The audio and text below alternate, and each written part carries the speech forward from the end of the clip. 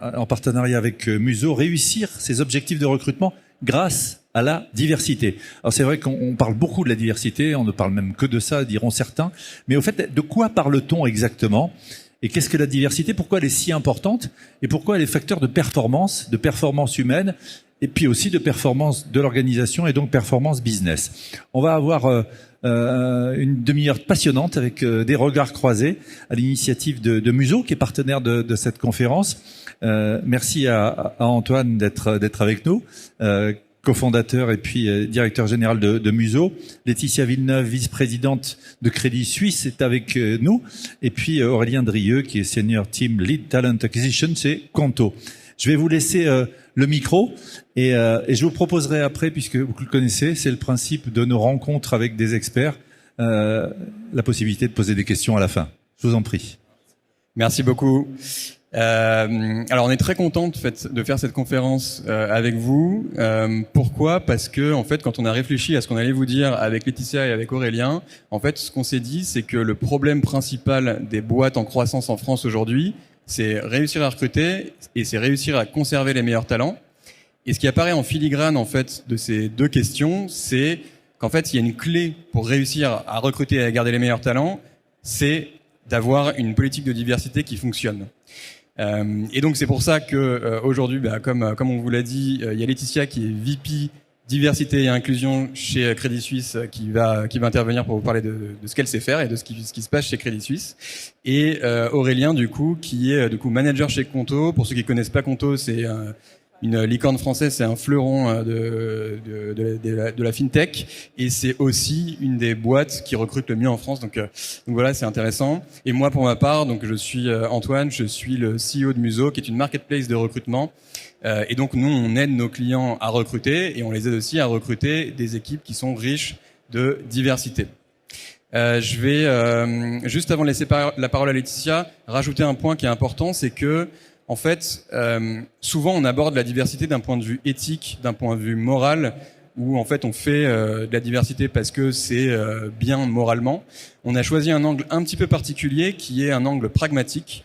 Et en fait, on a abordé la question en se disant, un, comment réussir ses objectifs de recrutement, mais aussi deux, pourquoi avoir de la diversité dans son équipe et comment est-ce que ça va aider vos boîtes respectives à réussir tout simplement sur la partie business. Et donc je laisse tout de suite la parole à Laetitia pour un travail de définition.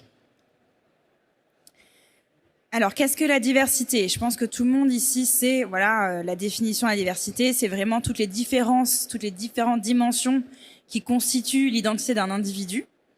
Sauf que jusqu'à présent, en entreprise, en général, on s'est concentré sur la diversité visible, c'est-à-dire l'origine ethnique, le genre biologique et tout simplement et ça en fait.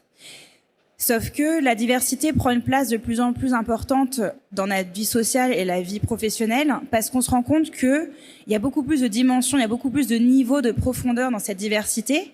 Et en fait, toute l'identité ne s'arrête pas justement à la couleur de peau ou à son genre.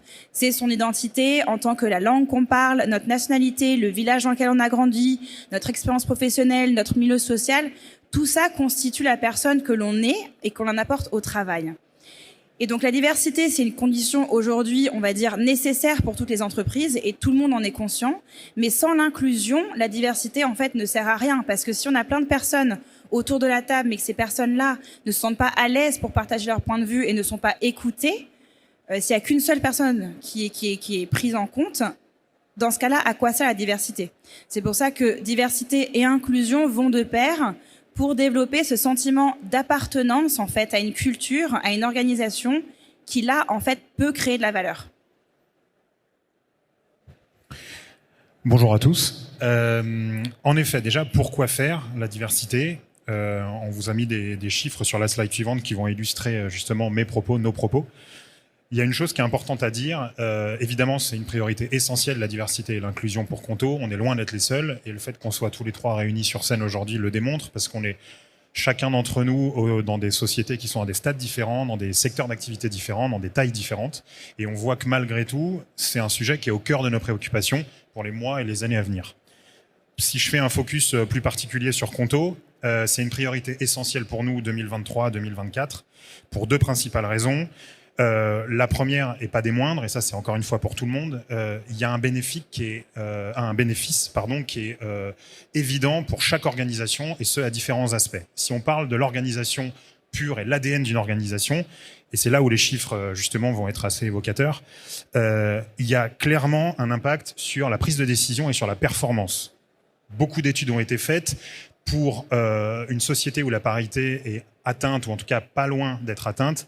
Il y a 21% plus de chances d'avoir des meilleurs résultats et de prendre des meilleures décisions. Et quand il s'agit de sociétés qui ont un meilleur équilibre en termes d'origine ethnique, en termes d'âge, en termes de genre aussi biologique, c'est 33% plus de chances. Donc ça, c'est déjà en tant que tel un chiffre qui est plus qu'évocateur. Si on parle des aspects aussi innovation, créativité, les sociétés, pareil, qui sont très inclusives, très investies dans la diversité, dans 87% des cas, elles vont prendre des meilleures décisions que leurs concurrents. Et ça, c'est pour l'ADN de la société en tant que telle. Mais quand il s'agit aussi d'avantages concurrentiels, à la fois sur le plan RH, quand il s'agit de recruter des top talents, aujourd'hui, on considère qu'il y a 3/4 des candidats qui, avant de postuler, vont regarder ce que fait une société en matière de diversité et d'inclusion. Donc c'est vraiment un facteur clé de choix. Et aussi par rapport aux clients, ce qui est très important, on parle souvent de consommation éthique, consommation responsable, on parle beaucoup de développement durable, mais la diversité et l'inclusion sont des éléments aussi à pas négliger, parce qu'il y a de plus en plus de clients qui vont regarder aussi cet élément-là en termes d'implication sur ces politiques de diversité et d'inclusion. Deuxième élément, avant de laisser la parole et de rentrer dans les choses un peu plus concrètes et moins théoriques, on considère que en fait c'est une responsabilité vraiment sociale, sociétale d'une entreprise qui va être vecteur de changements sociaux durables. Donc à travers ce devoir de représentation et cette responsabilisation des collaborateurs, justement par le prisme de toutes les actions qui vont être mises en compte dans le cadre de cette politique d'inclusion et de diversité, ça va aussi être un moyen de contribuer à ce changement social durable. Allons plus en détail dans les choses un peu plus concrètes. Yes, alors il y a un sujet qui revient tout le temps chez Muso, c'est que nos clients nous demandent très très souvent de les aider à féminiser leur équipe tech, parce que je vous apprends rien, les équipes tech souvent c'est en très très grande majorité des mecs, et donc du coup quand on vient pour nous demander d'aider à féminiser les équipes tech, en fait, on aide sur deux parties. Il y a deux parties qui sont très importantes. Il y en a une sur laquelle on a complètement la main, et en fait, c'est la partie sourcing. Et ensuite, je vais y venir, mais il y a la partie process. Sur la partie sourcing, en fait, si vous voulez féminiser vos équipes tech, vous avez deux choix. Le premier choix pour aller sourcer les bons profils, c'est vous avez des geeks dans votre équipe, et donc ces geeks vont trouver des solutions innovantes pour cibler spécifiquement les femmes. Je vous donne un exemple. Vous pouvez par exemple lister tous les prénoms féminins, les inclure dans un bot qui va aller scraper LinkedIn ou je ne sais quel job board et vous sortir, en croisant les données avec la catégorie du job développeur, vous sortir la liste des développeuses. Ça, c'est si vous avez des geeks dans votre équipe. Si vous n'avez pas de geeks, faut être malin. Et donc, être malin, ça veut dire essayer de penser comme une développeuse ou une data engineer, et donc se poser la question de où est-ce que les femmes qui sont dans la tech, enfin, qu'est-ce qu'elles font et où est-ce qu'elles vont. Et donc, en général, les femmes dans la tech, elles font partie de communautés, elles ont des groupes d'entraide, elles vont à des événements, à des webinars, ce genre de choses. Et donc, si vous voulez féminiser votre équipe tech, c'est là qu'il faut aller les chercher. Ça, c'est la première partie, donc le premier pilier qui est le pilier sourcing. Ensuite, il y a une deuxième partie, comme je vous le disais, qui est plus sur le process. Et là-dessus, nous, on n'a pas la main, mais en fait, on encourage nos clients à changer les choses parce qu'en fait, alors il y a une phrase d'Einstein que j'aime bien qui dit que les fous, c'est ceux qui répètent les mêmes choses en espérant avoir des résultats différents. C'est exactement la même chose pour le recrutement. C'est-à-dire qu'en fait, si vous ne changez pas votre process, vous allez toujours continuer à recruter les mêmes personnes. Et donc sur le process, il y a une stat qui est assez connue, en tout cas qui a été pas mal diffusée, c'est que par exemple sur les offres, un homme, quand il va lire une annonce d'emploi, s'il a 50% des compétences qui sont dans cette annonce d'emploi, il va se dire « Ok, c'est bon, je peux postuler, j'y vais ». Une femme, en moyenne, il faut qu'elle ait 90% des compétences qui sont listées dans l'annonce d'emploi pour oser postuler. Donc la première chose que je vous recommande, si vous cherchez à recruter des femmes dans vos équipes tech, c'est de changer vos annonces. Qu'est-ce que ça veut dire ? un conseil tout bête, c'est de marquer sur votre annonce, il n'est pas nécessaire de maîtriser toutes les compétences qui sont listées dans cette annonce pour pouvoir postuler. Ça, c'est une première chose. C'est fait super rapidement. La deuxième chose, sur des métiers tech, pour ceux qui ont déjà créé des annonces, lu des annonces, vous le savez, en fait, dans les métiers tech, on liste parfois toute une série de technologies, dont, en fait, il n'est pas nécessaire de les maîtriser. Il faut en maîtriser une ou deux, mais il n'est pas nécessaire de maîtriser les 10. Du coup, ma recommandation, c'est enlever tout ce qui n'est pas absolument nécessaire, parce que sinon, vous allez créer des barrières aux candidatures. La deuxième chose sur la partie process, c'est que, en fait, ce qu'on recommande aussi, c'est d'avoir des femmes dans le process. Pourquoi ? Parce que les femmes qui sont dans la tech aujourd'hui, elles bossent déjà dans des équipes qui sont pas diverses. Et donc, du coup, quand elles vont postuler ailleurs, elles vont avoir envie d'en savoir plus sur la culture, sur la constitution de l'équipe. Et donc, si vous avez des femmes qui font passer les entretiens, en fait, c'est super rassurant. L'autre raison pour laquelle je dis ça, c'est que nous, on tient à jour les données sur les recrutements qu'on fait. Et en fait, dans 55% des cas, quand on place des développeuses, en fait, on voit qu'en fait, elles ont été amenées à postuler, notamment parce qu'elles ont été mentorées. C'est-à-dire qu'elles ont eu quelqu'un, un intermédiaire de confiance, que ce soit un ami, que ce soit un futur collègue ou un ancien collègue, qui leur a dit « si, vas-y, c'est bon, tu peux postuler ». Et donc, ma troisième recommandation sur cette partie-là, c'est essayer de faire intervenir une femme en off dans votre process de recrutement qui, en fait, va venir donner des conseils ou tout simplement donner de la visibilité sur la culture de la boîte parce que c'est super rassurant pour les candidates. Et du coup... Et ça fait totalement sens par rapport à ce qu'on fait chez Conto, comme tu disais. Si on parle des 4 chevaux de bataille, si je peux dire, pour Conto 2023 à 2024, il y a évidemment la parité et le fait de féminiser les métiers tech, mais aussi le management au sens large. Les 3 autres piliers sont recruter plus de juniors qui sont issus de divers environnements. Il y a aussi tout ce qui est politique de handicap et politique de diversité au sens large, et notamment sur le volet LGBTQ+. Si on parle juste un focus très rapide sur la parité à l'instant T chez Conto, au global, donc pas uniquement les métiers tech. Il y a un an, c'était 40%. Aujourd'hui, c'est 44%. Pour l'anecdote, on est 1200 aujourd'hui et on a recruté 550 personnes en 2022. Et si on fait juste un focus sur la population tech, c'était 11% il y a un an et c'est 15% aujourd'hui. Donc on voit que les métiers tech sont le plus gros challenge pour nous en termes de parité, comme disait très justement Antoine. Et pour ce faire et pour activer différents leviers et au moins de persister sur... je ne sais pas si vous avez déjà entendu parler de l'index EgalPro, qui est un index mis en place par le gouvernement sur tout ce qui est parité et équilibre aussi, ou en tout cas, équilibre des salaires entre hommes et femmes. Chez nous, on est à 89 sur 100. L'objectif, c'est absolument pas de descendre sous ce niveau-là, sachant qu'on va continuer à recruter de façon assez importante. Je reviens sur le côté purement tech et comment on fait pour féminiser justement ces métiers-là. Et là aussi, ça fait complètement écho avec ce que tu disais, Antoine. Il y a 3 volets principaux. Le premier, c'est communiquer, sensibiliser. C'est en effet identifier des ambassadeurs chez nous, des ambassadrices en l'occurrence, et leur laisser jouer un rôle majeur, à la fois pour inspirer et pour être aussi des modèles pour soit des femmes en reconversion, soit des femmes qui sont à la fin de leurs études et qui vont avoir envie de s'orienter vers ces métiers tech, qui vont pas forcément oser pour différentes raisons. Donc ça va aussi nous permettre, à travers ces ambassadrices-là, d'aller participer à des conférences au sein d'écoles comme Epitech, par exemple, d'écrire des articles, de faire vivre des partenariats. Je pense notamment à une organisation qui s'appelle Bicomtech, qui est là pour justement féminiser les métiers de la tech. Aller les chercher aussi à la racine, si je peux dire, participer à un festival comme Empower, par exemple. Donc ça, c'est le premier volet de communication et de sensibilisation. Et une fois qu'on a fait tout ça, une fois de plus, par rapport à ce que tu disais, c'est vraiment élargir son talent pool. Et donc, c'est clairement faire changer les mentalités et aussi sensibiliser les managers, les hiring managers, j'entends, et pouvoir aller chercher les femmes où elles sont sur les métiers tech. C'est-à-dire qu'il y a de plus en plus de femmes dans les écoles d'ingénieurs tech aujourd'hui, et c'est une excellente nouvelle, mais c'est plus souvent des profils juniors. Il y a assez peu de profils tech femmes seniors aujourd'hui. Donc c'est vraiment élargir nos critères pour accueillir davantage de juniors et les évaluer en tant que tels pendant le process de recrutement. Mettre en œuvre aussi les moyens humains pour pouvoir les accompagner, les former, on en parlera un peu plus tard. Et aussi ne pas mettre de côté les femmes, j'en parlais il y a quelques secondes, en reconversion professionnelle.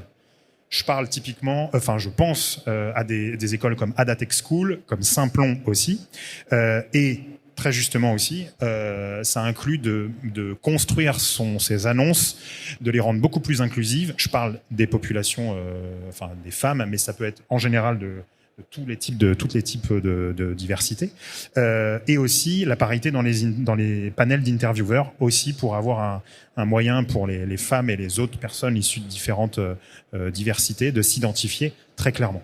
Et ensuite, le troisième volet, c'est former, mais on y viendra un peu plus tard. Donc moi je vais plutôt parler de ce qu'on fait dans l'industrie de la finance, de la banque, parce que voilà, l'industrie financière c'est comme la tech, un milieu où là on se focalise sur les questions de genre, même si la diversité et l'inclusion c'est, comme on a vu avant, c'est plein de dimensions, mais on prend le genre parce que c'est la plus répandue, le sujet le plus, on va dire, courant en ce moment. Et en fait, par rapport à tout ce que disaient Antoine et Aurélien, on a mis en place au Crédit Suisse la plupart de ces initiatives et on a vu beaucoup de résultats ces dernières années. Donc, on a un target de 41% de femmes d'ici à 2024, ce qui est très élevé pour une banque. D'accord ? Et en fait, on a réussi déjà à augmenter de 2 points de pourcentage en 2 ans grâce à tous ces exemples de mesures. Donc, par exemple, de notre côté, sur tout ce qui est attirer et sourcer les talents, tous nos jobs, quand ils sont postés sur LinkedIn et sur Internet, sont passés dans un outil qu'on a maintenant qui s'assure que le job soit gender neutral, donc qu'il soit dans une écriture inclusive et dans toutes les langues, que ce soit en anglais, en français, en allemand.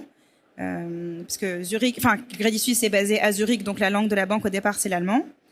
Ensuite, toutes nos offres d'emploi sont proposées dites à temps plein, mais peuvent être travaillées, avec une réduction salariale, mais travaillées à 80%. Comme ça, les femmes, notamment, parce qu'on a beaucoup de femmes en fait qui ne postulent pas aussi parce que elles se disent le mercredi après-midi ou le vendredi après-midi, c'est un peu compliqué pour moi. Et elles peuvent choisir de prendre ce job à temps plein, mais travailler à 80%. Donc ça, c'est certains exemples pour le sourcing. Ensuite, pour tout ce qui est la sélection des CV et la sélection des candidats, on s'assure que pour chaque poste, on ait, si possible, au minimum une candidate dans chaque process et un intervieweur femme également dans chaque process avant que le candidat passe les interviews RH. D'accord ? Et au niveau des recrutements campus, on demande à tous les étudiants qui nous soumettent leur CV, nous soumettent des CV anonymisés par eux-mêmes, pas par l'outil. C'est-à-dire qu'on n'a pas besoin de savoir la date de naissance, le lieu de naissance, si vous avez un permis. En fait, ce qui nous intéresse, qu'on leur dit, c'est vos compétences. Qu'est-ce qui fait que vous allez apporter de la valeur à l'entreprise ? Le reste, c'est pas important. Et une fois que l'employé arrive au dernier tour et on parle de l'offre et du recrutement, on met un point d'honneur, et surtout depuis la pandémie, à offrir des conditions de travail flexibles. Voilà, vous pouvez travailler n'importe où, à la maison, au bureau, etc. Et comme disait Aurélien, on passe depuis 3 ans tous nos salaires dans chaque pays au crible de l'Equal Pay pour savoir, pour matcher les salaires hommes et femmes. On est à 86% en Suisse. Je connais pas le chiffre en France malheureusement, mais c'est aussi très élevé pour une banque. Je sais pas vous rendre compte, mais c'est, pour moi, je suis encore choquée que ce soit pas 100%, je vous avoue, mais c'est déjà pas mal d'être à 86. Donc au-delà de ces processus de recrutement et de toutes ces actions concrètes qu'on peut faire pour inviter des femmes et qu'on peut mettre sur d'autres dimensions pour recruter d'autres profils dans l'entreprise, ça passe aussi par la formation. Parce qu'en fait, un des biais cognitifs le plus important, c'est qu'on recrute les gens qui nous ressemblent. D'accord ? Quand une personne a fait la même école que nous, ou même nous ressemble physiquement, ou aime le même sport, on a tendance à créer un lien d'affinité et à lui attribuer plus de qualités que cette personne en a. Et donc, pour aller au-delà de ces biais cognitifs, on va préconiser la formation. Et la formation, en fait, ça passe par plusieurs choses. Il peut y avoir la formation classique en classe, ou les formations externes. Donc là, par exemple, on propose la formation au leadership inclusif où on va apprendre à nos managers quels sont les nouveaux mots dans le vocabulaire D&I, les nouveaux langages, parce que beaucoup de générations ou d'anciens managers sont un peu perdus avec tous les nouveaux vocabulaires associés à la diversité. Et puis aussi, comment faire en sorte que tous les employés soient inclus et se sentent bien reçus. Et après, il y a les formations, on va dire, plus informelles sur le lieu du travail, qui représentent quand même 90% de l'apprentissage des employés. Donc ça passe par le mentoring, le sponsorship, les réseaux employés, qui en fait sont souvent négligés par les managers, mais sont très très importants dans la vie d'un employé, parce que on passe plus de 8 heures sur notre notre lieu de travail, et la connexion humaine, c'est là qu'on va apprendre de l'autre. Donc, faire partie, par exemple, l'année dernière, on a lancé le premier réseau employé pour les Black Professionals en Suisse. Eh bien, ça a permis de faire comprendre aux banquiers très traditionnels les questions que faisaient face les Noirs dans le monde de la finance. Et en fait, en créant ce genre de plateforme, ça augmente les consciences, ça crée un dialogue et ça permet de former en fait à d'autres dimensions humaines qu'on n'a pas forcément naturellement. Et pour terminer, je voulais juste citer un dernier exemple qu'on a mis en place qui, je pense, est assez innovant.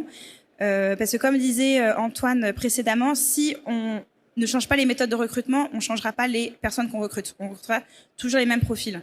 Donc on a une nouvelle initiative depuis 7 ans qui s'appelle Real Returns, où en fait on recrute des personnes qui ont fait des arrêts de carrière de plus de 2 ans, souvent pour des projets de parentalité. Ces personnes sont accueillies dans la banque sur des projets de 4 à 6 mois avec un mentor et des événements de networking. Et à l'issue de ces 6 mois, en général, 80% à peu près des personnes se voient offrir un CDI. Et on a eu 75% de ces personnes-là qui ont accepté de rejoindre la banque ensuite. Donc ça permet un retour graduel dans le monde du travail après une pause professionnelle, tout en découvrant certains métiers et en étant accompagné pour augmenter ses compétences et se mettre à jour. Absolument. Et on est tout à fait aussi aligné avec ça. On pense que la diversité passe forcément par les bonnes pratiques de recrutement. Parce que plus vous ferez rentrer de la diversité, plus il y aura de la cooptation qui est issue de cette idée-là, si je peux dire. Donc, à travers la formation, on a fait le choix, dans un premier temps, de vraiment agir sur le comportement, entre guillemets, de nos hiring managers. La méthode de recrutement chez Conto, c'est vraiment d'avoir un binôme et une talent ou un talent acquisition manager avec le hiring manager. Nous, côté talent acquisition, on est évidemment sensibilisé à ces biais qui sont pas forcément conscients, mais plutôt naturels, on va dire, comme tu disais. Quelqu'un qui a fait le même sport que vous, qui vous ressemble spontanément, vous allez peut-être plus être attiré vers cette personne-là, d'un point de vue recrutement, j'entends. Et grosso modo, donc on a fait le choix d'agir sur cette formation-là et de construire une formation pour chaque manager. À partir du moment où il y a promotion ou alors arrivée d'un nouveau manager, il y a une formation globale sur comment on recrute chez Conto en général, avec un gros module sur l'aspect diversité, pour gommer ces biais-là, justement, qui sont absolument cruciaux, justement, dans le fait d'augmenter cette parité ou plein d'autres choses. C'est à base de mini-MOOC, de jeux ou ce genre de choses. Et puis, tout au long des process de recrutement, on fait des piqûres de rappel grâce à cette mécanique de binôme TAM Hiring Manager, où le TAM, Talent Acquisition Manager, va challenger constamment le Hiring Manager sur la persona, sur les critères et ce genre de choses. Donc, clairement, c'est vraiment un changement d'état d'esprit et la formation dans le cadre du recrutement, et c'est la formation qui va aussi permettre de prendre conscience des choses pour changer son état d'esprit. Comme disait aussi Antoine tout à l'heure, l'idée c'est pas forcément que de recruter des top talents, il faut aussi les retenir, parce que sinon c'est et une perte d'argent et une perte de temps, et puis en plus il peut y avoir un impact sur le moral en interne, sur la performance. Donc l'idée maintenant c'est aussi d'avoir justement ce type d'action. Yes. Je vous disais tout à l'heure que en fait nos clients nous demandent beaucoup de les aider à créer des équipes riches de diversité. Bah nous on a utilisé notre propre réseau de recruteurs, donc c'est-à-dire qu'on a recruté notre équipe via notre solution, et du coup on a demandé à nos recruteurs de nous recruter une équipe qui est riche de diversité. Donc on est très content parce qu'aujourd'hui on a une équipe qui est ultra diverse. On a la parité, on a des origines sociales, des origines tout court différentes, et on a même un breton d'ailleurs dans l'équipe, pour vous dire, c'est très très divers. Et en fait, il y a tout ce que je vous dis là, c'est des choses qui sont visibles. C'est-à-dire que, comme le disait Laetitia tout à l'heure, il y a une diversité qui est visible, il y a une diversité qu'on peut lire sur un CV, et puis il y a une diversité qui est invisible. Et en fait, il y a un point qui est important, et donc c'est toutes les problématiques de l'inclusion derrière, c'est que, en fait, vous allez avoir de la diversité qui va relever de l'intime. Donc, par exemple, quelqu'un qui fait partie d'une communauté LGBT va pas vous dire en entretien, oui, au fait, je suis gay ou je suis bi, ou voilà. Et par contre, ce qui est important, c'est que cette personne-là puisse sentir qu'il y a les conditions de développement de son potentiel au sein de votre entreprise. Et donc ça, c'est super important parce que du coup, vous allez pouvoir accueillir des talents qui sont issus de la diversité et qui sont issus aussi de diversité invisible. Alors nous, ce qu'on a mis en place chez Muso pour avoir justement cette intégration qui soit poussée et ce développement des talents, c'est que quand une personne arrive dans la boîte, en fait, elle a 3 semaines on appelle ça une formation, mais en fait, en réalité, c'est 3 semaines d'inclusion où cette personne-là va rencontrer toutes les personnes de la boîte, va parler avec toutes les personnes de la boîte, y compris celles qui sont en full remote, pour tout simplement pour apprendre à les connaître, savoir quels sont leurs métiers, comment est-ce que ça fonctionne, et ça commence à créer du lien, ça commence à permettre à créer du lien. Et la deuxième chose qu'on a, c'est qu'on a un système de coaching, c'est-à-dire que chacune des personnes qui rejoint Muso a un coach, et son coach, c'est pas son manager, c'est pas son N+1. Le but de son coach, c'est de faire en sorte que cette personne-là, enfin que la personne qui est chez Muso progresse super vite, et donc elle va l'aider sur des aspects qui sont des aspects de carrière, qui sont des aspects d'ambition personnelle. Donc on va prendre en compte la diversité en créant des parcours qui sont à chaque fois des parcours hyper différents, qui sont personnalisés en fonction des personnes qui rejoignent la boîte. Et pour continuer sur ça, accompagner aussi ces talents et leur montrer qu'on valorise leur diversité, c'est leur donner les outils pour en fait être eux-mêmes au travail et créer un espace en fait où ils se sentent à l'aise de partager toutes leurs dimensions et d'être le plus authentique possible. Et en fait, au-delà du dialogue, de la formation, c'est donc mettre en place des politiques qui visent à favoriser ce changement social et à créer cet espace safe, entre guillemets. Donc si on reste sur les questions de genre, par exemple, au Crédit Suisse, on a retiré le concept de maternité et de paternité. Tous les congés maintenant sont dits de parentalité. Donc chaque employé doit, quand un enfant arrive, peu importe par quel moyen cet enfant arrive, que ce soit adoption, voie biologique, naturelle, etc., et peu importe le setup du couple, si c'est un parent seul, un couple homosexuel ou hétérosexuel, peu importe, l'employé s'enregistre comme parent principal ou secondaire et va recevoir en fait un congé parental. Et au-delà de faire un congé qui est gender neutral, c'est aussi proposer, se rendre compte que la parentalité, c'est un moment extrêmement important dans la vie de l'employé et lui faire comprendre que c'est normal et ok de prendre ce temps pour construire sa famille avant de revenir au travail. Donc c'est proposer des packages compétitifs. Par exemple, en Suisse, le congé parental pour le premier parent est de 26 semaines. C'est énorme, sachant que légalement c'est 14 semaines en Suisse et 16 semaines en France. Aux États-Unis, on propose 20 semaines maintenant. Donc ça, c'est depuis l'année dernière, parce que depuis la pandémie, on a compris à quel point la famille, peu importe sa structure, est au cœur de la vie de notre employé. Et si on veut montrer à notre employé qu'on accepte et que sa vie privée en fait est moteur pour lui, c'est en proposant ce genre de politique. Et ensuite, quand on a des employés qui reviennent, hommes ou femmes, peu importe, on leur propose aussi un coaching pour appréhender cette nouvelle vie en tant que premier parent ou deuxième enfant, etc., au sein de l'entreprise. Donc pour terminer, en fait, tout ce qu'on... Ah pardon, non, j'ai fini. Pour terminer, excusez-moi, j'avais peur de couper la parole à mon collègue. En fait, tous les messages qu'on a pour vous aujourd'hui, c'est de dire que la diversité et l'inclusion, c'est un sujet qui date de plusieurs années, que tout le monde connaît, mais que malheureusement, beaucoup de leaders ne se rendent pas compte de l'impératif business que ça représente. On pense qu'à l'impératif social. L'impératif social, oui, c'est moral, c'est bien, c'est la bonne chose à faire.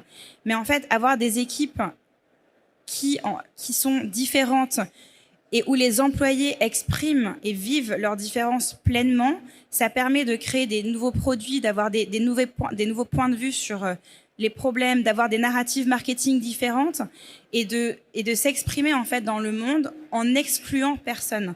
Parce que maintenant, ce n'est pas seulement d'inclure, mais on ne veut pas exclure. Et donc, au-delà de cet impératif business par rapport aux clients, c'est aussi pour recruter les talents, parce que La génération milléniale, la nôtre, on est très sensible à ces sujets-là, mais les Gen Z, pour eux, c'est impératif. Quand on regarde les réseaux sociaux aujourd'hui, tous les concepts de être fluide, ne pas avoir de religion, tout ça, c'est un vocabulaire qu'ils maîtrisent en fait, avec lesquels ils sont nés. Donc, si on veut pouvoir attirer des top talents de demain qui sont soit étudiants, soit tout juste sortis d'école, etc., il faut être au fait en fait de ces changements-là et pas seulement attendre que ce soit une obligation légale. Et pour finir, voilà, la question qu'on se posait, c'est comment le rôle des ressources humaines va évoluer face à ça, face à la fois à ces changements sociaux, et comment les ressources humaines vont pouvoir utiliser les nouvelles technologies pour répandre en fait la diversité et l'inclusion d'une manière un peu plus facile dans l'entreprise. Par exemple, on peut penser, on a vu aujourd'hui dans le salon, à faire des trainings avec la réalité virtuelle, pour faire vivre des mises en situation. Qu'est-ce que ça fait d'être dans la peau par exemple, d'un immigré dans telle ville de France? Voilà, et la technologie peut permettre justement de faire avancer le D&I plus rapidement en entreprise. On va vous féliciter, vous remercier pour ces éclairages. On peut vous applaudir tous les trois. Est-ce que on a une question? Vous voulez réagir? Je vais vous prendre l'un des micros. Celui-ci, par exemple. Merci, monsieur. Et vous êtes ici. Voilà.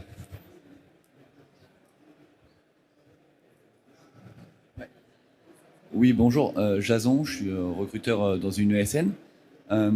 Pour booster la diversité, est-ce que vous avez mis en place du recrutement à l'étranger? Et qu'est-ce que vous faites, si oui déjà, et qu'est-ce que vous faites pour intégrer ces étrangers et pour les aider à venir en France ou dans d'autres pays comme le Crédit? Merci. C'est le recrutement des étrangers, comment on fait pour les intégrer, c'est ça? Alors, je vais répondre très rapidement de mon point de vue par rapport à ce qu'on fait au Crédit Suisse. Il y a plusieurs niveaux. En fait, déjà, on a une sorte de base de données de Knowledge Hub où il y a des guides sur l'arrivée en Suisse, parce que c'est un pays particulier. Et ensuite, quelles sont les communautés selon les intérêts que l'on peut rejoindre soit au sein de l'entreprise, soit localement. Et puis, il y a des événements régulièrement sur les taxes en Suisse, la finance, etc. À l'heure du déjeuner, des cours, entre guillemets, qui sont donnés gratuitement aux employés et qui veut se connecter ou venir. Concernant Conto, en fait, comme on a plus de 60 nationalités et qu'on a 5 bureaux en Europe, on est vraiment face à ce type de situation. Donc déjà, ce qu'on fait, c'est qu'on fait du sponsoring de visa de façon très pragmatique d'un point de vue administratif. On n'a pas le choix. Alors après, on est contraint en fonction de la législation de chaque pays. On a ce qu'on appelle des relocation packages aussi, qui sont adaptés au niveau, au grade ou en tout cas à la fonction.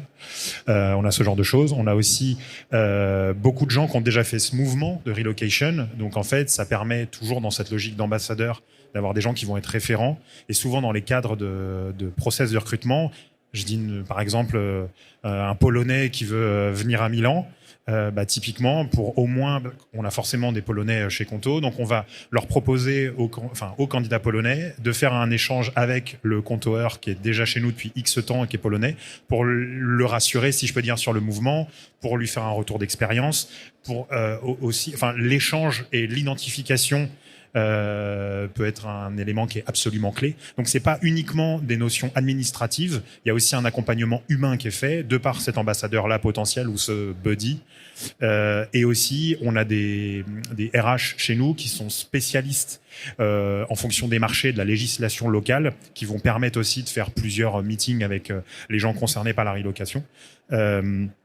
Pour les aider sur le plan administratif. Alors, on n'est pas conseillers fiscaux, c'est sûr, mais on peut les orienter vers des interlocuteurs qui vont pouvoir leur donner des clés justement pour que ça se passe pour le mieux. On a une dernière question. Je vous écoute. Bonjour Maxime. Pardon, oula, c'est fort.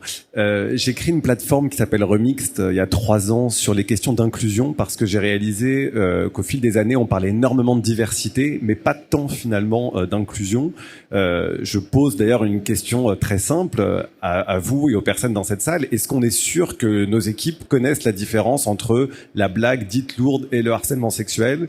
Ou finalement, c'est quoi l'homophobie? Quelle est la limite quand on dit à quelqu'un tous les jours, t'es super bien habillé, ah bah oui, c'est vrai, t'es homo. Et je pense que si on ne travaille pas parallèlement sur cette question de la sensibilisation et de la formation, je pense que c'est peut-être un peu vain de faire de la diversité pour faire la diversité si on n'est pas sûr que la loi, parce que finalement on parle de loi, est respectée au sein de son entreprise. Donc je voulais savoir si c'était un constat que vous avez partagé. Nous, on a l'impression que ça évolue, peut-être pas assez vite, mais en tout cas ça commence à changer. Merci. On va peut-être demander à Antoine de réagir pour conclure notre table ronde. Parce que le temps passe, vous voulez apporter un élément de réponse, Laetitia? Je suis complètement d'accord. En fait, c'est ce que je disais au début. La diversité sans l'inclusion n'a pas de valeur finalement, parce que sinon c'est juste un panel de personnes différentes, mais qui ne travaillent pas ensemble. Et c'est pour ça qu'il y a beaucoup de titres de jobs maintenant qui deviennent pas simplement diversité et inclusion, mais diversité, inclusion et appartenance et belonging. Parce que même l'inclusion n'est pas une condition. Faut pas s'arrêter là. Et c'est pour ça qu'en conclusion, je faisais référence à la réalité virtuelle, parce que pour moi, c'est un moyen qu'on va avoir pour faire ressentir aux gens ces micro-agressions, ces biais cognitifs qu'on a tous en fait. C'est-à-dire, et pour ça, je vous invite à aller, si vous y pensez, sur le site Harvard a fait un test qui s'appelle le Implicit Association Test, où en fait vous pouvez choisir un personnage. Donc le choix 1, c'est vous êtes John et vous êtes blanc dans la communauté LGBT, et le choix 2, vous êtes Erika, vous êtes une femme noire. Et en fait, ça vous emmène dans la vie de ces personnes-là. On vous pose des questions, vous répondez, et le scénario s'adapte en fonction de vos réponses pour vous faire comprendre ce qu'est le concept des micro-agressions. Parce que sans comprendre les micro-agressions, sans comprendre nos biais cognitifs, c'est très compliqué de se mettre à la place de l'autre et d'être inclusif. Antoine, le mot de conclusion, on va faire un tour déjà sur le stand Muso. Oui, juste pour conclure, à nouveau, les questions de diversité et d'inclusion, c'est très important au niveau moral, au niveau éthique. Mais encore une fois, j'espère qu'on a réussi à vous démontrer aussi que c'était important pour faire réussir vos équipes. Et si vous voulez continuer à en discuter, oui, effectivement, on est au stand F32. Vous n'allez pas le louper, c'est le stand le plus moche du salon. Donc n'hésitez pas à venir nous faire un petit coucou. Et moi, voilà. Je voudrais réagir par rapport à l'expérience d'une amie qui est la patronne, Céline, ça te parle, qui est la patronne de Prisma Media chez Vivendi. Elle a écrit un bouquin qui s'appelle Le rêve brisé des working girls. Elle s'appelle Claire Léost. Je vous invite à jeter un œil à ce bouquin, parce que ça concerne les femmes. On l'a pas évoqué, mais la question est-ce que je me sens à la hauteur, est-ce que je suis légitime, avec le fameux syndrome de l'imposteur, où elle disait les femmes ne vont pas aller demander une augmentation de salaire parce ce sont des bonnes élèves et elles pensent que déjà être à ce poste-là, c'est bien. Donc voilà. C'était riche, c'était passionnant. Merci à vous trois. Merci infiniment. On marque une pause.